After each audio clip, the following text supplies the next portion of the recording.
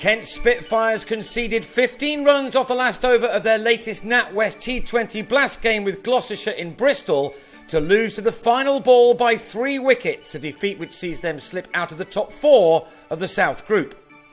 Put in on a slow pitch, the Spitfires made a steady start to their innings, with both Rob Key and Daniel Bell-Drummond finding the boundary early on, as Kent looked to beat a side which has struggled for victories in this year's competition. 27 runs were taken off the first 4 overs by the 2 openers. Key had made 14 at a runner ball when he was the first to fall, a leading edge off the bowling of David Payne, sending the ball to Graham McCarter at mid-off. But in spite of that loss, Bell-Drummond and Sam Northeast appear to be setting their side up for an imposing total. Northeast was in excellent touch, this shot off Benny Howell carrying the distance. 40 runs had been taken off the power play and Northeast was looking to push that rate on. From 68 for 1 at the halfway stage of the innings, he went on the attack as he and Bell-Drummond carried the total to 94 after 12 overs, the runs now coming quickly. Bell-Drummond had made a runner ball 32 with just the 2 boundaries when he was trapped in front on the sweep by Tom Smith with 8 overs remaining. But with Northeast still there, the Spitfires had chances. This boundary brought up the 100 in the 14th over. Losing Darren Stevens early was not something Kent were after though. On 8 he skied a catch to Jack Taylor at backward point off Howell with a score on 109 in over number 15. Alex Blake holed out in the next over as the Spitfires just began to lose their way in spite of the efforts of Northeast, who'd completed a fine 50 off just 35 deliveries. He still wasn't finished either. A 4th 6 was struck as he tried to swing the momentum his side's way before the interval. 14 runs were hit off the 17th over. His knock dominated the first half of this match.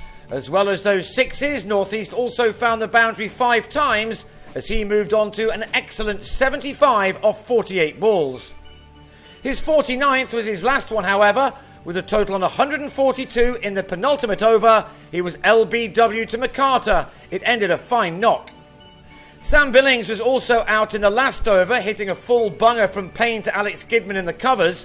Only 5 runs were taken off the last over, which meant that the Spitfires ended their 20 on 150 for 6.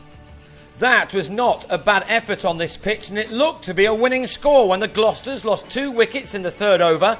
Mitch Claydon held on to a return catch to get shot of Alex Gidman, and Chris Dent was taken behind 2 balls later as the home side slipped to 17 for 2.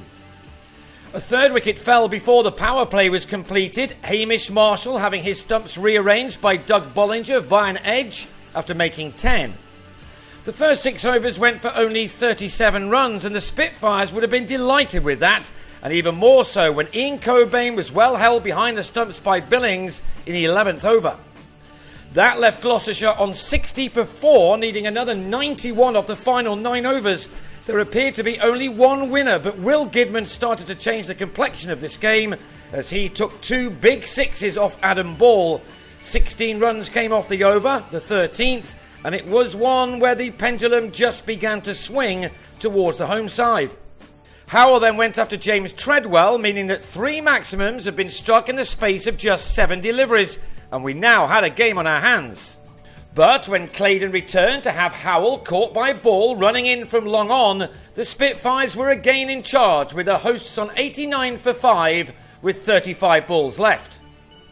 Treadwell then removed Will Gidman, who was bowled around his legs on 22, and with Gloucestershire running out of wickets and requiring 45 runs off the last 4 overs, it looked as if Kent had completed the job.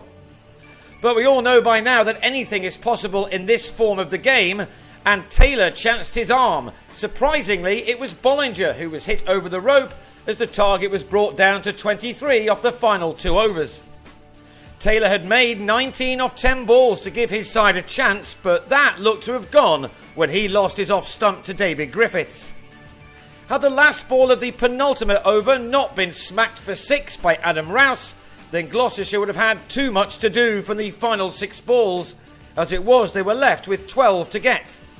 3 runs came off the first 2 deliveries with the trialist Rouse on strike. He'd been brought into the club as an emergency wicketkeeper after a whole number had been injured, including Kent's very own Geraint Jones, who had to end a loan spell early. Rouse became an instant hero in just his second game by finding the boundary off Bollinger's third and fourth deliveries, leaving just one run to get off the last two balls. The fifth delivery was a dot, but then Rouse found the boundary again as Bollinger just failed to find his Yorker, and that sent Gloucestershire into raptures. Rouse ended on a match-winning 35 made off only 16 balls, and that was enough to take his side over the winning line on what was ultimately a disappointing night for the Spitfires. They may have lost this match by the slimmest of margins, but all is not lost yet. They did slip out of the top 4 qualification places, but the South Group is very tight, and with 6 games to go, a place in the quarters is still just about in Kent's hands. What they need to do now is beat high-flying Surrey when they head to the Kier Oval on Wednesday.